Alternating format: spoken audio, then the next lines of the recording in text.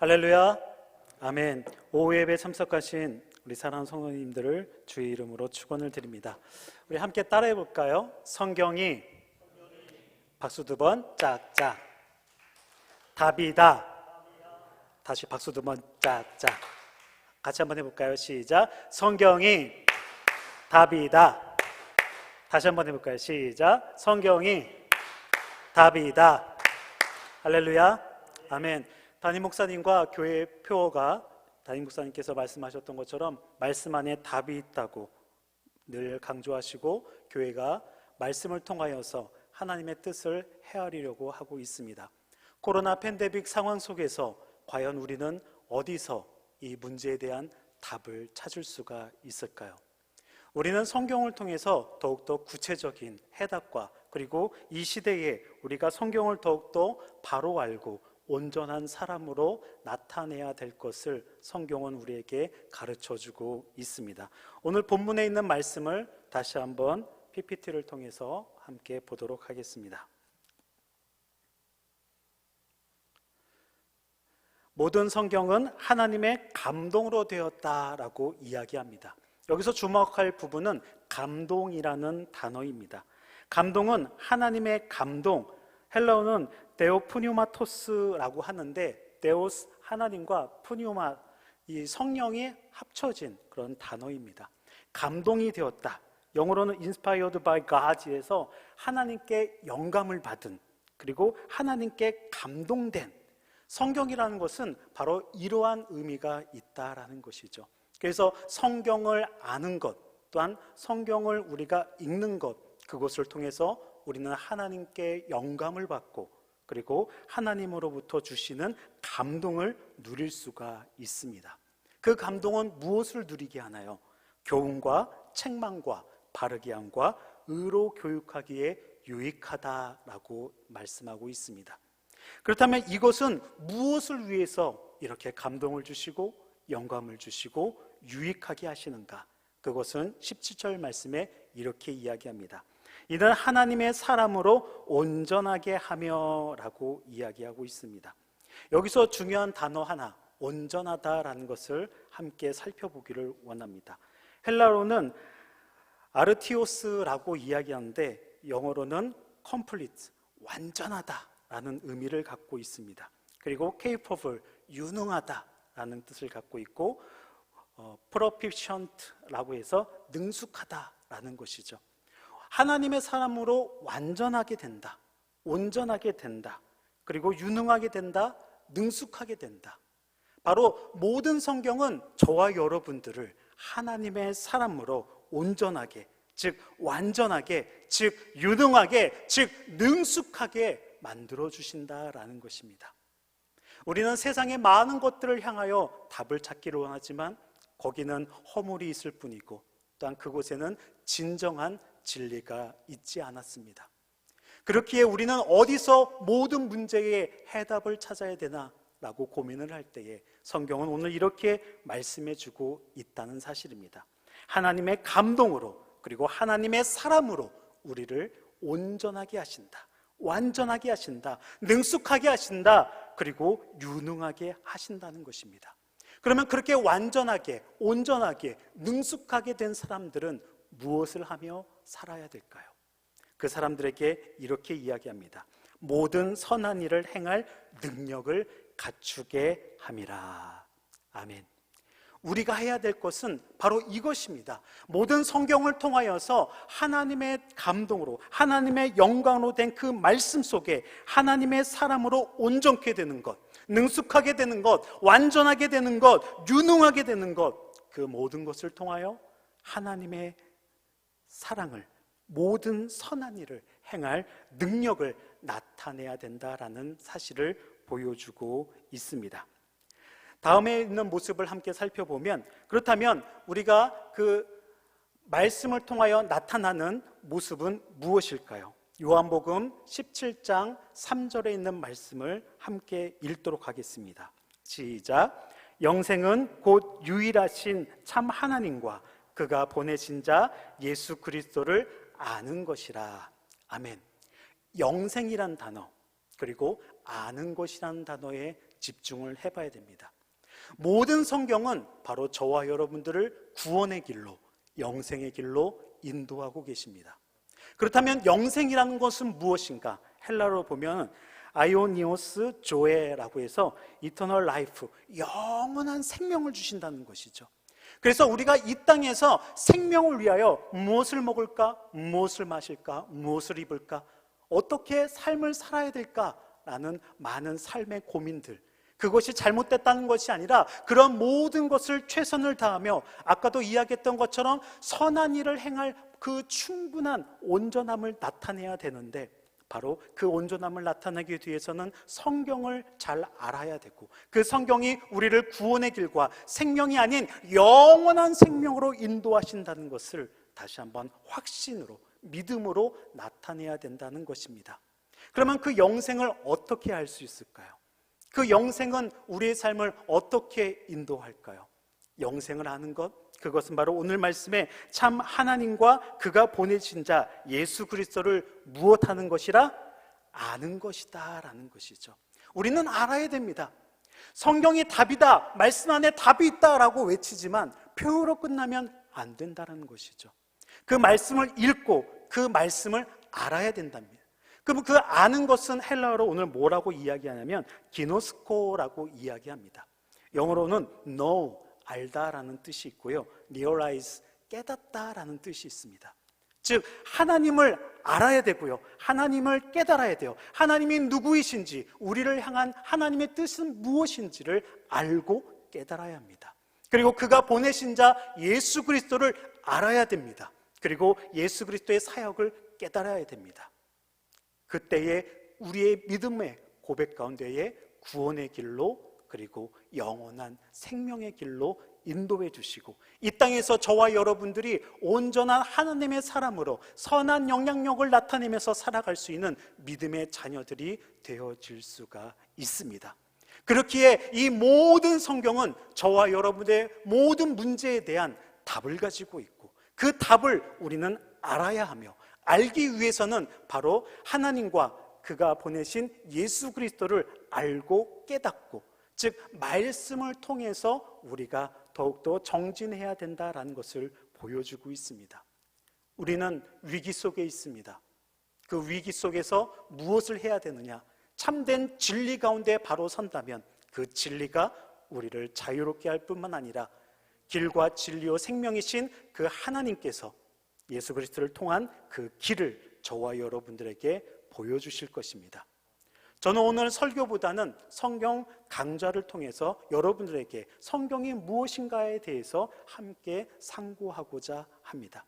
성경의 역사를 함께 살펴보고자 하는 것은 무엇이냐면, 과거를 통해서 현재의 모든 것을, 삶을 읽어내야 되고, 그리고 그 과거의 삶을 현재의 삶에서 읽어낼 뿐만 아니라 미래에 대한 모습에, 비전에 대해서 나침판처럼 제시하고 나아가야 된다라는 것을 보여주기 때문입니다. 그래서 우리는 먼저 숲을 보고 나무를 보자라는 것을 말씀드리고 싶습니다. 여러분들 퍼즐 좋아하십니까? 퍼즐이 무엇이냐고요? 그림이 하나가 있는데요, 그것을 조각조각 다 나눠 놓습니다. 그리고 그 조각을 펼쳐 놓습니다. 그리고 나서 조각을 맞춰보라고 합니다. 저도 작은 조각 16피스, 24피스, 50피스까지는 맞춰보겠는데 100피스, 200피스, 300피스, 500피스로 올라가면 이 조각은 도대체 어디 붙어 있는 조각인지 도저히 알 수가 없습니다. 그렇다면 그 조각이 어디에 붙어 있고 어디에 위치하는지를 어떻게 알 수 있을까요? 그것은 정답인, 원래 그림을 볼 때에 이 그림 중에 그 조각이 여기에 있구나, 그래서 그 조각 위치에다가 놓으면서 하나씩 하나씩 맞춰가면 우리가 원했던 원래의 그림의 모습을 나타내게 됩니다. 그렇다면 여러분들이 보시는 저 조각을 한번 보십시오. 양이 있고요, 말이 있고요, 또 이 지푸라기가 보입니다. 혹시 노아의 방주를 나타내고 있는 것일까요? 이 그림에 대한 정답은 이후에 말씀드리도록 하겠습니다. 즉 우리는 전체 그림을 보아야 될 뿐만 아니라 조각도 봐야 된다라는 것이죠. 강단에서 목사님이 말씀을 하십니다. 근데 설교는 한정된 시간 안에 한정된 분량으로 말씀을 전합니다. 그렇다면 성경 전체에서 조각을 전할 수밖에 없습니다. 그렇다면 우리는 조각을 듣습니다. 그리고 조각을 깨닫습니다. 온전히 알 수 있다 할 수 있을까요? 아니, 온전히 알아야 되는데 그러면 무엇이 문제일까요? 바로 저와 여러분들이 성경 전체를 알고 강단에서 나오는 말씀이 조각일지라도 그 조각을 전체에다 연결시키고 그리고 전체를 다시 조각으로 연결시키는 그 상호 관계성을 나타내지 않는다면 성경을 온전히 이해할 수가 없습니다. 성경은 이후에도 말씀을 드리겠지만 너무나 어렵고 또 신비로운 책입니다. 하지만 우리가 하나씩 알고 깨닫는다면 그 모든 것들을 확신 있게 알 수가 있습니다. 그래서 조각을 전한다 할지라도 여러분이 성경 전체에 대한 안목이 있다면 그 조각을 통하여 전체가 무엇인지를 깨달을 수가 있고 그 전체에 대해서 이야기할 때에 그 작은 조각 한 부분 한 부분도 조합해서 전체의 의미성을 이해할 수가 있습니다. 마치 퍼즐의 한 조각이 전체 그림의 한 부분인 것처럼 설교의 한 말씀도 성경 전체의 한 부분인 것을, 그래서 우리는 전체적인 부분과 그리고 한 조각인 부분을 상호관계성을 가지고 이해해야 된다라는 것입니다. 운전면허증이 있습니다. 여러분들 운전면허증 있으십니까? 운전면허증이 있으면 운전을 잘할까요? 운전을 못할까요? 여러분들 어떻게 생각하십니까? 나 2종 있어. 2종이야? 나 1종이야. 1종이야? 나 대형 있는 사람이야. 그러면 대형 있는 사람 운전을 잘할까요? 운전을 못할까요? 운전을 잘할 수도 있고 못할 수도 있죠. 왜냐하면 우리에게는 장롱면허가 있기 때문입니다. 대형 면허를 따도 실제 경험이 없다면 코너링을 할 때나 또 큰 도로에서 주행을 할 때에 어려움을 겪을 수가 있죠. 하지만 자격 요건은 갖추어야 된다라는 것입니다. 그리고 실제적인 경험을 나타내야 된다는 것이죠. 그림을 한번 다시 보십시오. 저에게 경차가 있습니다. 운전을 잘할까요? 운전을 못할까요? 경차가 있으면 운전을 못하고 운전을 잘하고, 그렇다면 스포츠카가 있습니다. 제가 스포츠카를 본다면 운전을 잘할까요? 운전을 못할까요? 그러면 우리는 운전을 잘한다는 것을 무엇으로 알 수 있을까요? 요즘에는 말을 잘 들어야 된다는 것 중에 하나가 바로 내비게이션이 있습니다. 내비게이션이 가르쳐주는 길을 잘 가야 된다고 하는데 때로는 가다가 내비게이션 때문에 더 길을 헤매는 적도 있습니다. 오른쪽으로 가십시오.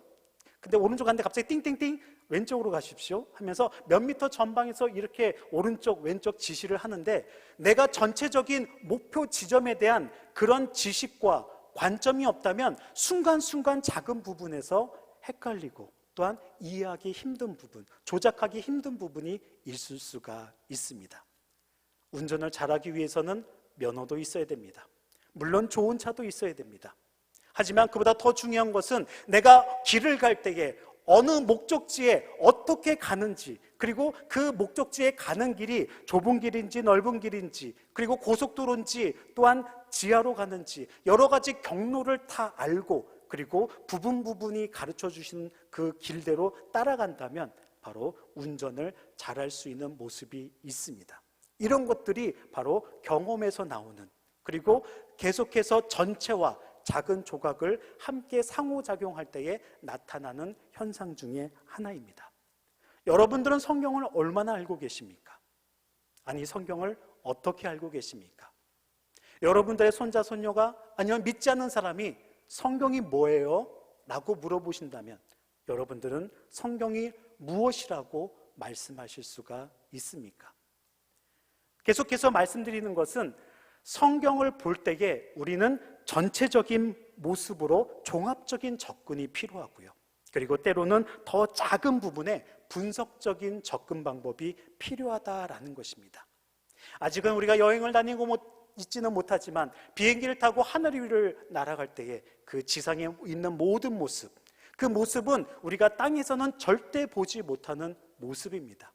요새는 드론이라고 해서 카메라를 장착하고 산이나 멋진 풍경들을 많이 촬영합니다. 관광지에 있는 모습들을 촬영하고 그것을 TV로 보여줍니다. 하지만 우리가 진짜 여행을 했을 때는 그 관광지의 모습이 그대로 나타나지는 않습니다. 왜냐하면 그 드론은 창공 위에서 밑을 내려다보기 때문에 아무리 우리가 지상에서 그 모습을 바라보려고 해도 그 모습은 나타나지가 않습니다. 즉 비행기에서 땅을 바라보듯이 넓은 것을 본다면 우리는 한눈에 모든 것을 다 볼 수가 있습니다. 근데 문제는 무엇일까요? 그 한 부분의 작은 부분은 볼 수가 없습니다.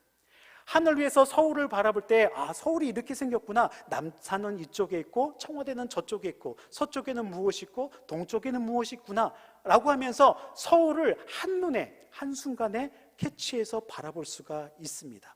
하지만 명동의 맛집이 어느 맛집이 맛있는지, 또한 어디를 가야 더 그 한국의 멋을 나타낼 수 있는지, 어느 궁을 가야 되는지, 그것을 실제적으로 돌아다니는 것은 바로 작은 부분에 한해서 우리가 확실히 알 수가 있습니다.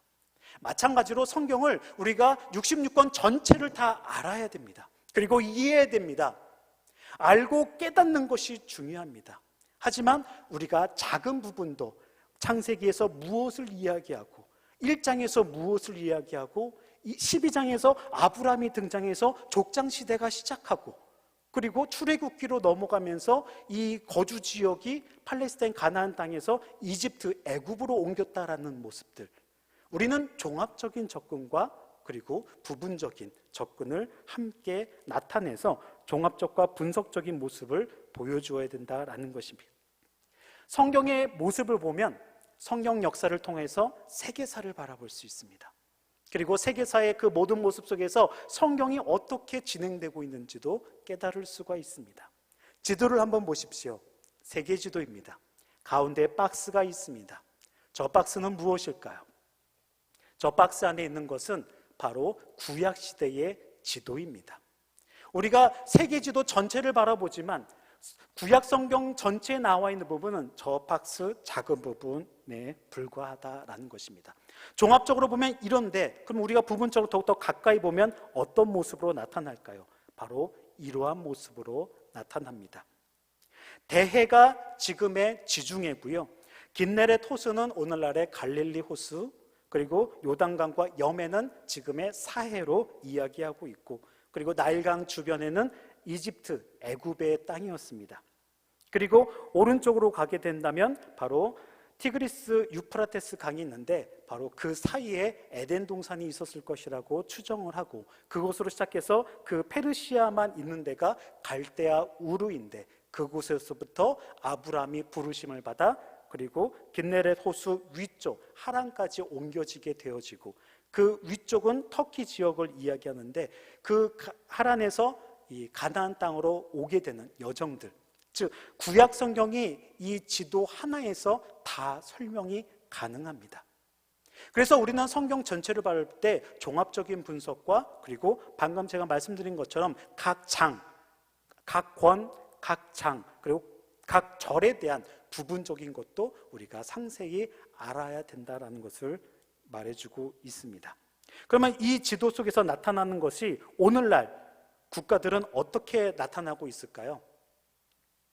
오늘날 국가는 바로 애굽은 이집트로, 그리고 그 소아시아 지역은 터키, 그리고 현재 이스라엘 땅은 가나안 지역이었고, 그 옆에 요르단, 그 암석 궁전이는 그 페트라가 있는 곳이죠.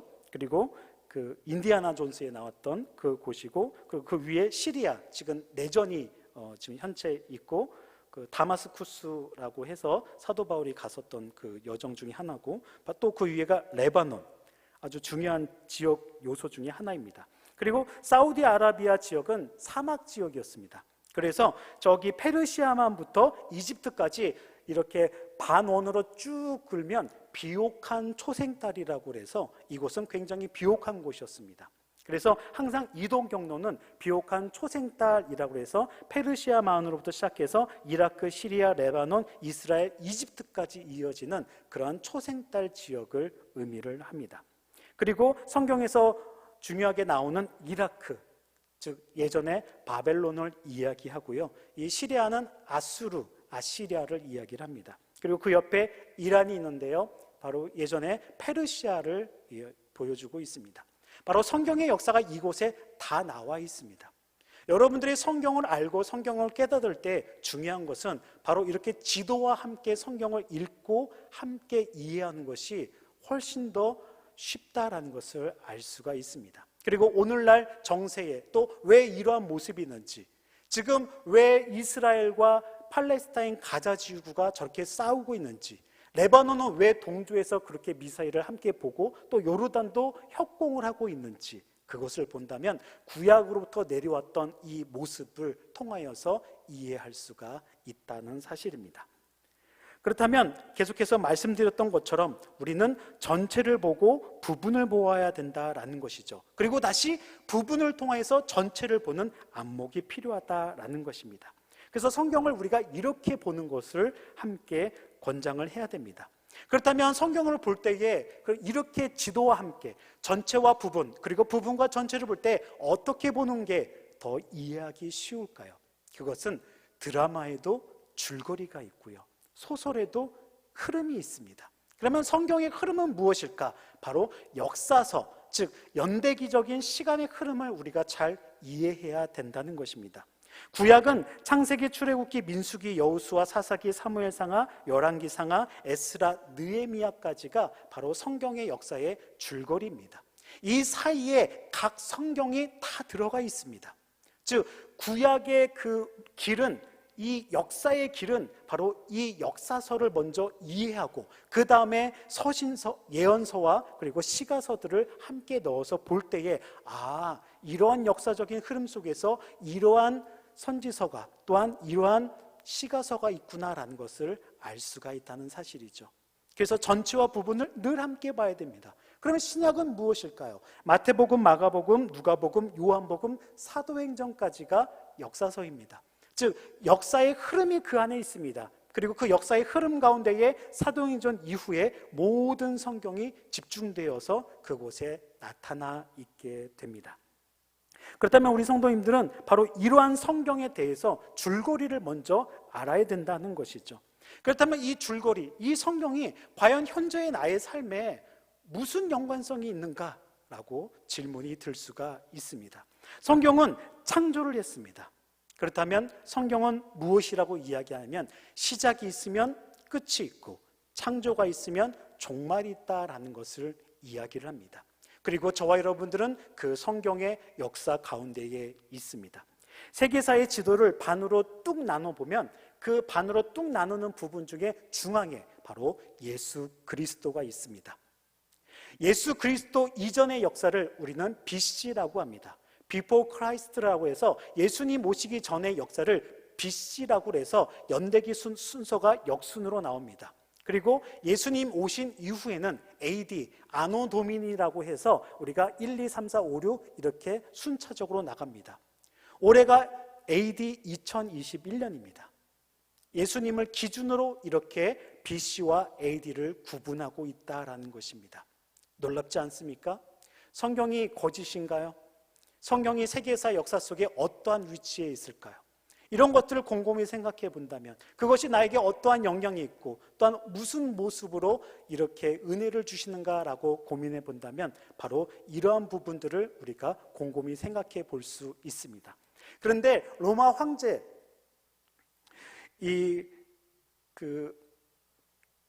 유스틴이 수도사 엑시우스한테 이 연역을 좀 바꾸라고 이야기했는데 이 수도사가 이 숫자 계산을 잘못해가지고 4년의 공백이 생겼습니다. 그래서 예수님이 오신 기점을 0이라고 하지 않고 BC 4년으로 합니다. 그래서 헤롯 대왕, 그레이트 헤롯이 있었던 그때를 기준으로 해서 예수님의 연대기를 잡는 오차가 있기는 합니다. 어찌되었든 예수님을 기점으로 예수님이 오시기 전과 예수님이 오신 후로 나뉘게 되었습니다. 예수님이 오셨다는 것은 하나님이 이 땅에 오신 것입니다. 그래서 우리는 더 이상 죽어서 가는 나라 하늘나라가 아니라 예수님을 믿음으로 구원의 확신을 가지고 하나님께서 우리에게 주시고 하셨던 죄사함과 그리고 그 모든 것에 대한 확신을 다시 한번 예수 그리스도를 통하여서 믿음으로 우리는 성취하게 되었고, 예수님께서는 하늘나라에 가시고 그리고 성령, 보혜사 성령을 우리에게 보내주셔서 이 땅에서도 바로 믿음을 가지고 하늘나라를 누리며 살아갈 수 있도록 인도해 주셨습니다. 하지만 이 땅의 삶은 온전하지가 않습니다. 그래서 신학계에서는 그렇게 이야기를 합니다. Already but not yet이라고 이야기합니다. 이미 하나님의 구원은 성취가 되었지만 아직 완성되지는 않았다라는 것이죠.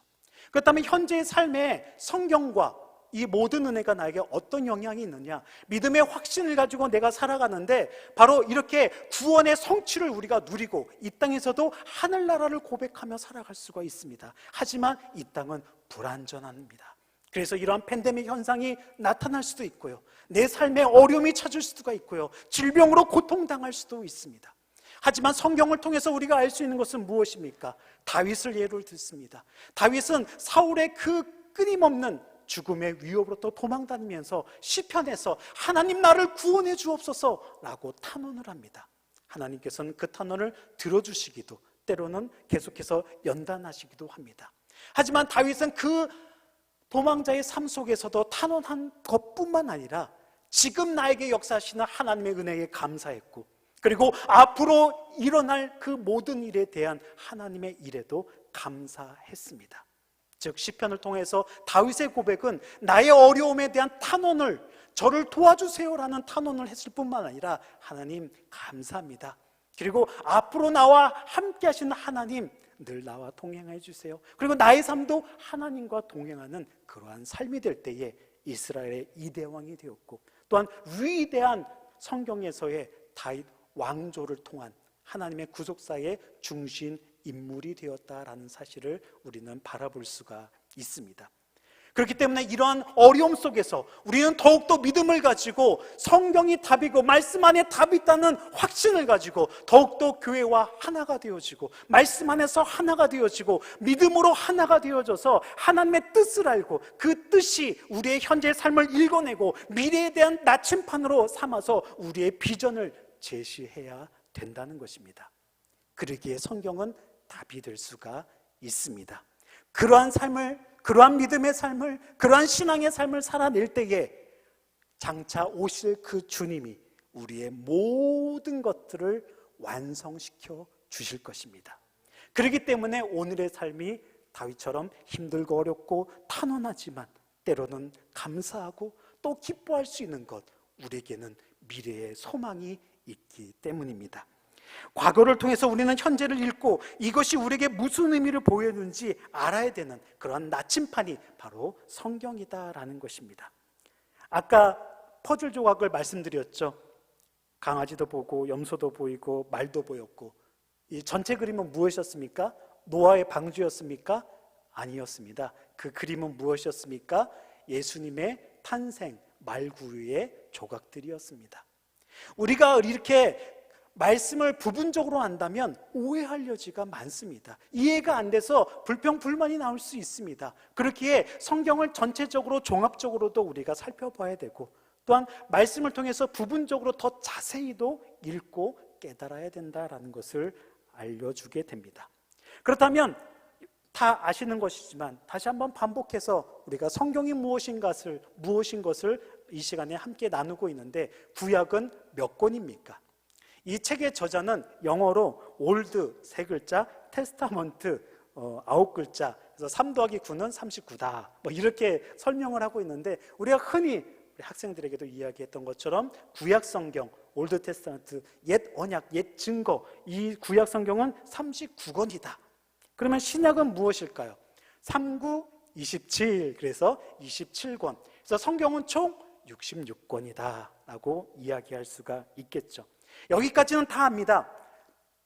근데 중요한 사실은 무엇입니까? 이 신약 성경을 통하여서 나타내게 될 때에 구약은 어떠한 구조로 되어 있고 신약은 어떠한 구조로 되어 있는가라는 것이죠.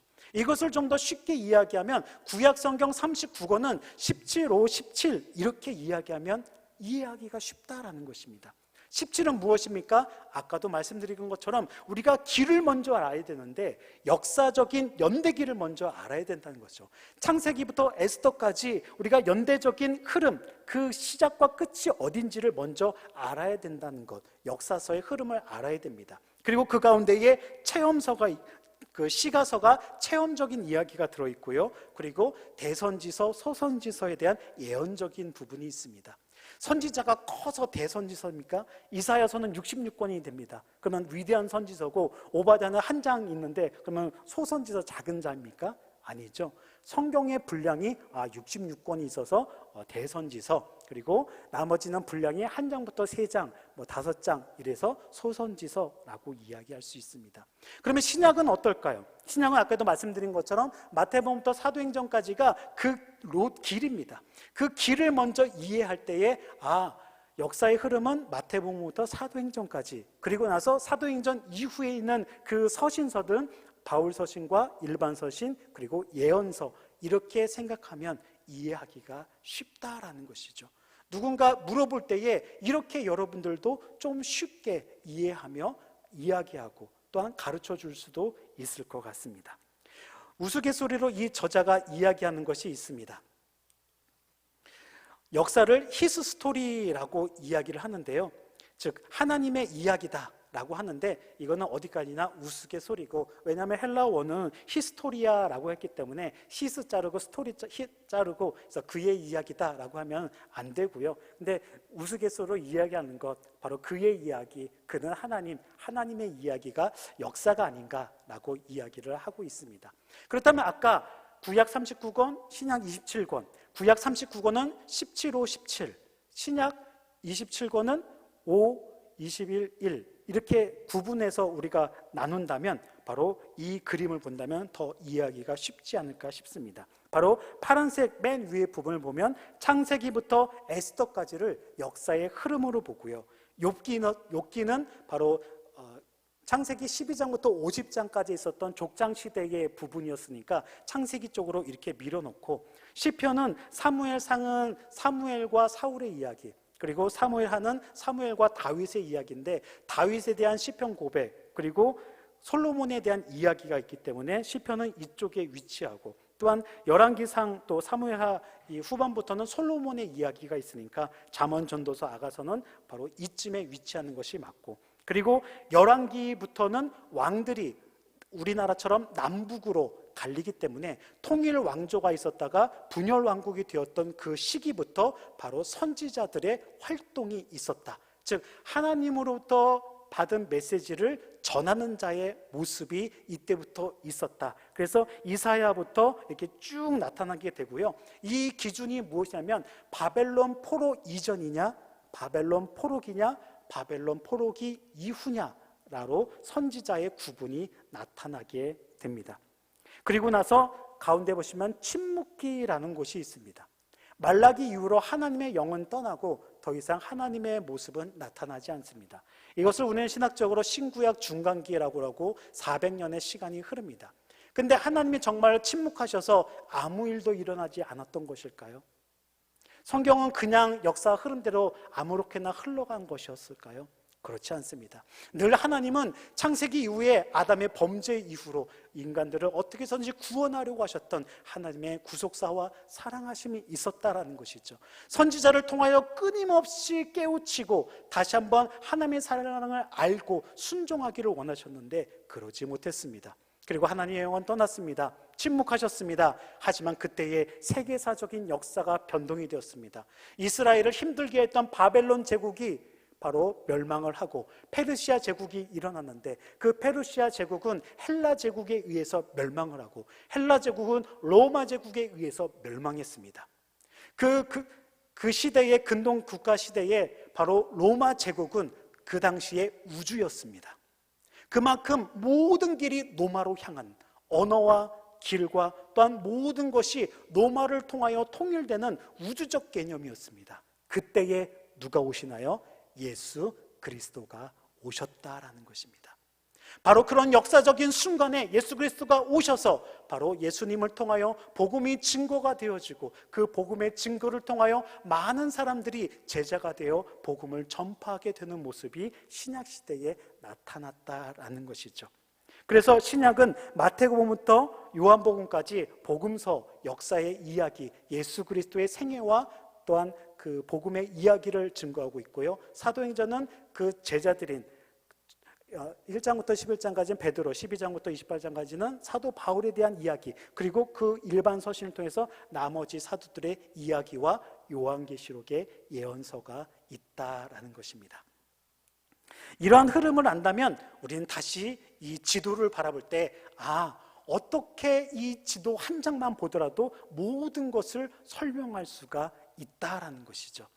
아까도 말씀드렸듯이 티그리스 유프라테스 강에 에덴 동산이 있었습니다. 그렇다면 창세기 1장부터 11장까지는 4가지만 기억하면 됩니다. 바로 하나님의 창조, 그래서 에덴 동산, 아담, 그리고 노아, 바벨탑 사건을 알면 되죠. 12장부터 50장까지는 무엇을 알면 됩니까? 4명의 인물을 알면 됩니다. 아브라함과 이삭과 야곱과 요셉을 알면 되겠죠. 그리고 그 모습이 이 아브라함의 부르심을 통해서 이야기했던 대로 가나안 땅에 정착이 되었고, 가나안 땅에서 이젠 요셉을 통하여서 애굽 땅을 가게 되었고, 애굽 땅에서 출애굽해서 탈출해서 홍해를 건너서 시내산에서, 그리고 광야 시대를 거쳐서 다시 가나안 땅으로 들어가기 전 느보산에서 모세는 마지막으로 생애를 마치게 되어지고, 여호수아와 갈렙이 다시 한번 제 광야 2세대와 함께 성경의 역사를 시작합니다. 가나안 땅에서 그렇게 정착해서 가나안 중앙을 먼저 정복하고 남과 북을 이렇게 차례로 정복하면서 사사기 시대가 시작이 되었고,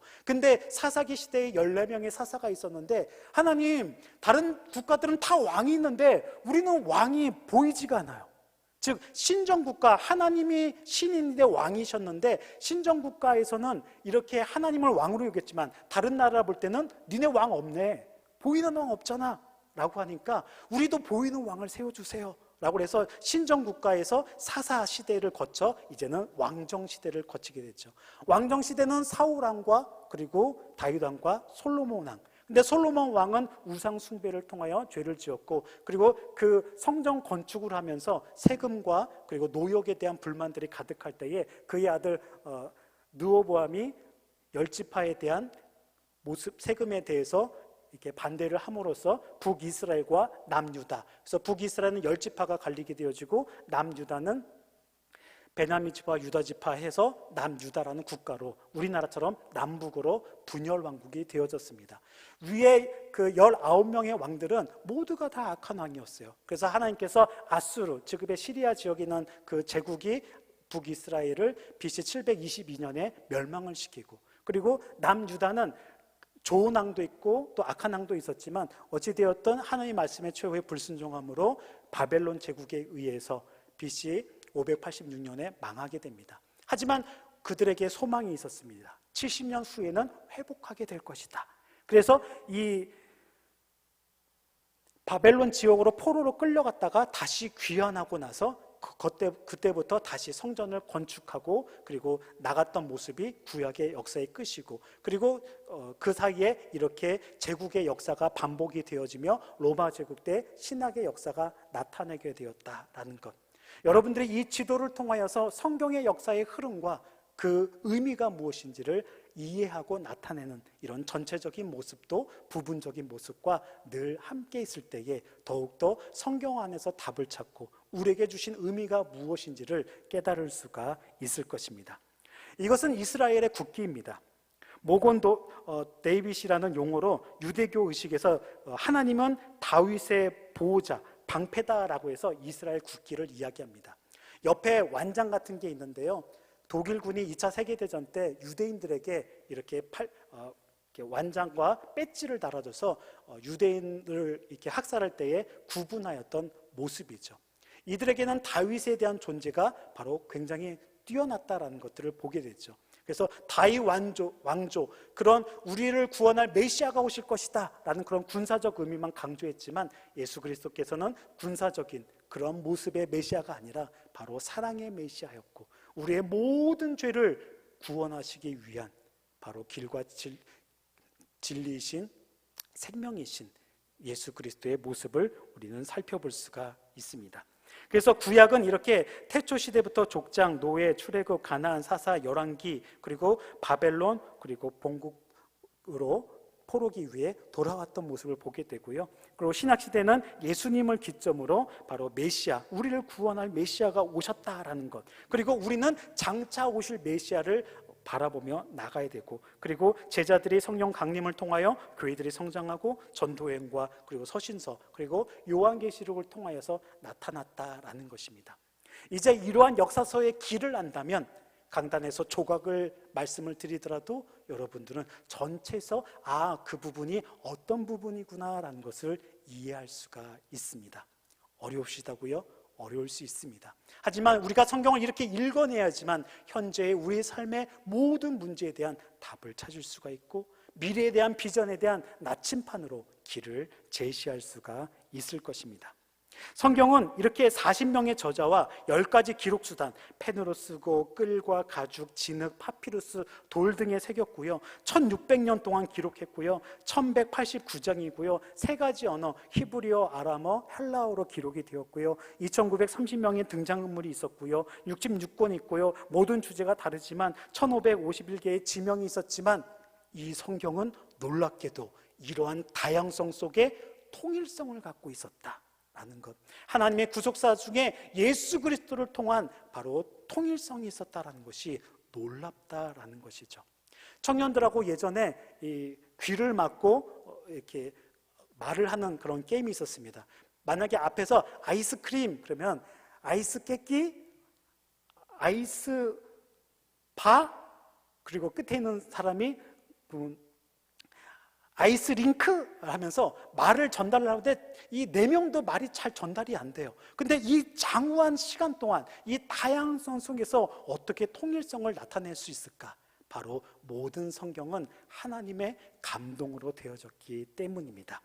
그렇다면 성경은 왜 이렇게 우리에게 이야기를 하시는 걸까요?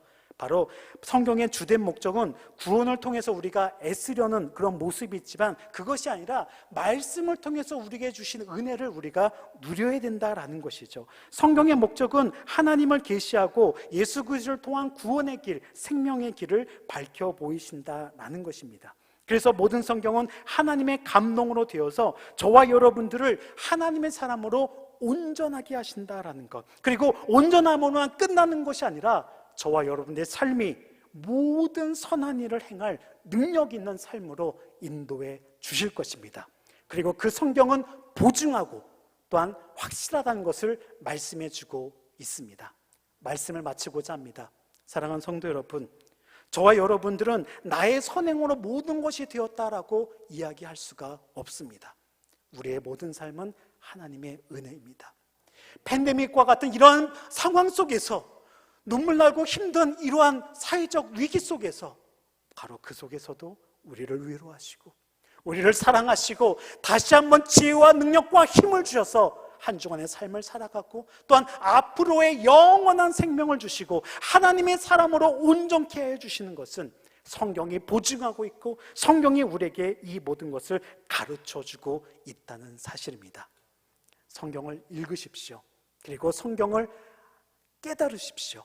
하나님을 알고 예수 그리스도를 알고 하나님을 깨닫고 예수 그리스도를 깨닫고 이것을 통하여서 우리가 더욱더 감사의 삶을 살아낼 수가 있을 것입니다. 사랑하는 성도 여러분, 위기 순간에서도 말씀을 붙잡고 성경이 답이고 말씀 안에 답이 있다는 확신의 믿음을 가지시고 한 주간도 하나님과 동행하시는 저와 여러분들의 삶이 되시기를 주님의 이름으로 축원드립니다. 기도하시겠습니다.